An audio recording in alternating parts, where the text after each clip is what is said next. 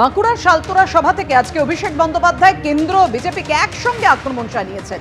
জল জীবন মিশন আমরা কেন্দ্রের কাছে প্রতিনিধি দল পাঠিয়েছিলাম, কেন্দ্রের ২৫০০ কোটি টাকা দেওয়ার কথা ছিল, আটকে রেখেছে। রাজ্য সরকারের ২৫০০ কোটি টাকা দেওয়ার কথা ছিল, দিয়েছে ৪৫৬০ কোটি। এই সৌমিত্র খা সুভাষ সরকার কেন্দ্রের টাকা আটকে রেখেছে।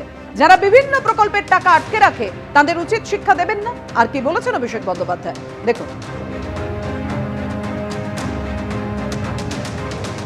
জল জীবন মিশন, এখানে আপনাদের এমপি অরূপ চক্রবর্তী রয়েছে। কেন্দ্র সরকারের কাছে আমরা প্রতিনিধি দল পাঠিয়েছিলাম, সেখানে তিনি ছিলেন। কেন্দ্র সরকারের যে ৫০% টাকা পানীয় জলের প্রকল্পে দেওয়ার কথা, সেই ২৫০০ কোটি টাকা আজও গায়ের জোরে বিজেপি সরকার বন্ধ করে রেখেছে। আর আমাদের সরকারের ২৫০০ কোটি টাকা দেওয়ার কথা ছিল, আমাদের সরকার ৪৫৬০ কোটি টাকা দিয়েছে। আর কেন্দ্র সরকারের টাকা এই নরেন্দ্র মোদীর সরকারের টাকা, এই সৌমিত্র খা সুভাষ সরকারের টাকা এখনো পর্যন্ত মোদী সরকার গায়ে জোরে কাজওয়ারি করে আটকে রেখেছে। বলুন, এদের আগামী দিন উচিত শিক্ষা দেবেন না?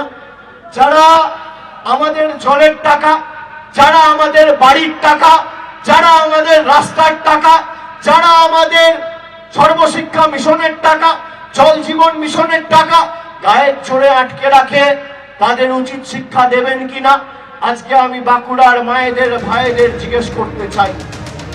বিজেপি বিধায়ক সংসদদের এভাবেই আক্রমণ শানিয়েছেন অভিষেক বন্দ্যোপাধ্যায়। পাল্টা কটাক্ষ শুভেন্দু অধিকারী। আজকে নরেন্দ্র মোদীজি জল জীবন মিশনে আনলেন যে নলে জল দেব, আমার মা বোনেরা নলে জল পাবে বাড়িতে বাড়িতে, মাথা পিছু ৭০ লিটার জল। কত টাকা পশ্চিমবঙ্গ পেল? ৮০০০ কোটি টাকা।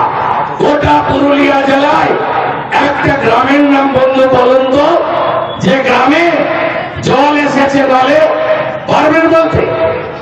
একটা গ্রামের নাম? নল আছে, জল নাই। আইপ্যাকের অফিস ও প্রতীক জৈনের বাড়িতে তল্লাশিতে তোলপাড়। সুপ্রিম কোর্টে গেল ইডি। এনফোর্সমেন্ট ডিরেক্টরেট এবার সর্বোচ্চ আদালতের দ্বারস্থ হলো। আইপ্যাক কাণ্ডে সুপ্রিম কোর্টে আবেদন জানানো ইডি, দ্রুত শুনানির আবেদনও জানানো হয়েছে। কলকাতায় আইপ্যাকের অফিস এবং কর্ণধারের বাড়িতে ইডির তল্লাশি। জরুরি ফাইল, হার্ড ডিস্ক ও মোবাইল ফোন ছিনিয়ে নেওয়ার অভিযোগ মমতা বন্দ্যোপাধ্যায়ের বিরুদ্ধে। গতকাল হাইকোর্টে এই সংক্রান্ত মামলার শুনানি স্থগিত হয়ে যায়। আগামী 14ই জানুয়ারি হাইকোর্টে এই মামলার শুনানি রয়েছে। কথা বলবো, আমাদের সঙ্গে রয়েছেন আমাদের প্রতিনিধি বিজেন্দ্র সিংহ। বিজেন্দ্র, আগেই রাজ্য সরকার ক্যাভিয়েট দাখিল করলো, এবার সুপ্রিম কোর্টে কি আবেদন জানালো ইডি? দেখো পাপিয়া, যখন 14 তারিখ ডেট পড়েছিল কলকাতা হাইকোর্টে, তারপর থেকে ইডি চাইছিল কি তার আগে দ্রুত শুনানি করানোর জন্য। তারা যে পিটিশন কলকাতা হাইকোর্টে ফাইল করেছেন রাজ্য পুলিশের বিরুদ্ধে, মমতা বন্দ্যোপাধ্যায়ের বিরুদ্ধে, সেটা তারা চাইছেন দ্রুত শুনানি করতে। কিন্তু যেহেতু কলকাতা হাইকোর্ট 14 তারিখের ডেট ঠিক করে রেখেছে, তাই তারা দ্রুত শুনানির জন্য সুপ্রিম কোর্টে দ্বারস্থ হবেন, এরকম একটা ইঙ্গিত তারা দিয়েছিলেন। কিন্তু আজকে দেখা গেল তাদের আগে আজকে ক্যাভিয়েট দাখিল করা হয় প্রথমে রাজ্য সরকারের তরফ থেকে, যেহেতু রাজ্য পুলিশকে তারা পার্টি করেছিলেন। এবং যদি ইডি আছে সুপ্রিম কোর্টে, সেক্ষেত্রে রাজ্য সরকারের জন্য বক্তব্য শোনা হয়, সেটা রাজ্য সরকারের তরফ থেকে তাদের পিটিশনের মধ্যে বলা হয় যে ক্যাভিয়েট ফাইল করা হয়। তারপরেই আমরা দেখলাম কি ইডিও মামলা করেছে সুপ্রিম কোর্টে, যেটা আভাস করছিলেন রাজ্য তরফ থেকে করা হচ্ছিল, সেটা সত্যি হয়েছে। এখন ইডি মামলা ফাইল করেছে এবং তারা চাইছেন দ্রুত শুনানি করার জন্য। এবং সোমবার যখন কোর্ট খুলবে তারা অনুরোধ করবেন চিফ জাস্টিসের বেঞ্চে দ্রুত শুনানি এখানে করা হোক। কিন্তু যেহেতু এখন রাজ্য ক্যাভিয়েট ফাইল করে রেখেছে, তাদের বক্তব্য শুনবে কোর্ট, যদি কোনো ইন্টারিম অর্ডার দেয়। তার সম্ভাবনা কিছু কমই এখন দেখা যাচ্ছে এই মুহূর্তে পাপিয়া, কেন কি আমরা জানি 14 তারিখের ডেট রয়েছে কলকাতা হাইকোর্টে। এখন কলকাতা হাইকোর্টে মামলা পেন্ডিং রয়েছে, আর্জেন্সিটা কতটা রয়েছে এখন ইডি কে দেখাতে হবে সুপ্রিম কোর্টের কাছে, তাহলেই সুপ্রিম কোর্ট রাজি হবে এটাকে সুপ্রিম কোর্টে শুনানি করার জন্য। ধন্যবাদ বিজেন্দ্র তোমায়। বিজেপি নেতা রাহুল সিনহা কি বলেছেন দেখুন। আমরা জোর করে তদন্তের মধ্যে ঢুকে সরকারি কাজে হস্তক্ষেপ করেছি, আর এই ফাইল চুরি করে নিয়ে এসছি, এই ল্যাপটপ চুরি করে নিয়ে এসছি। কি ছিল ফাইলে, কি ছিল ল্যাপটপে? যদি আনারই হতো, ইডি অফিসারদের দেখাতেন যে এই ফাইলের মধ্যে রাজনৈতিক বিষয় ছাড়া আর কিচ্ছু নেই, এই ল্যাপটপে রাজনৈতিক বিষয় ছাড়া কিচ্ছু নেই, সেই কারণে আমার জিনিস আমি নিয়ে যাচ্ছি। না দেখিয়ে হরণ করে নিয়ে আসা, এ তো পরিষ্কার মুখ্যমন্ত্রীর ক্ষমতার অপব্যবহার করে এ এক ডাকাতি, ডাকাতের স্থান হওয়া উচিত জেলখানায়।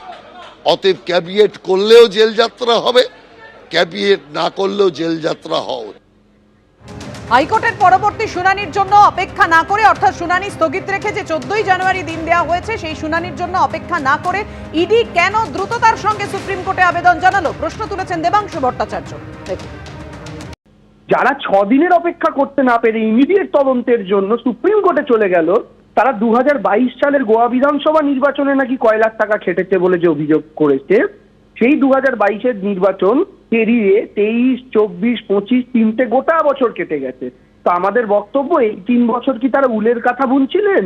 তারপরে যারা 3 বছরের জন্য যাদের কিছু যায় আসে না, যাদের পরোয়া পড়ে না, ফারাক পড়ে না, হঠাৎ 6 দিনের অপেক্ষায় তাদের পরোয়া ফারাক পড়ে গেল, তারা সুপ্রিম কোর্টে গিয়ে ছুটলেন। যে নির্বাচন আসা মানে দুর্গাপুজো আসছে কাশফুল দেখলে বোঝা যায়, আর নির্বাচন আসছে সিবিআই ইডির তৎপরতা দেখলে বোঝা যায়। এবারও তার ব্যতিক্রম নয়। এবিপি আনন্দ, এগিয়ে থাকে, এগিয়ে রাখে।